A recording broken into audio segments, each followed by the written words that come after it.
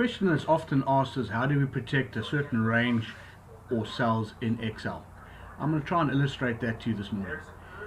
In this case, we want to protect column C so nobody can tamper or enter any information. Click on column C, the complete column all the way down, right click, format cells, go to the protection tab, untick locked and press OK.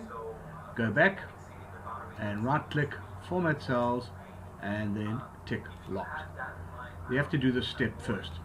Then you go to protect cells and make sure that select lock cells and select unlock cells are selected, and enter a password. Do not forget your password, as you will not be able to reopen it.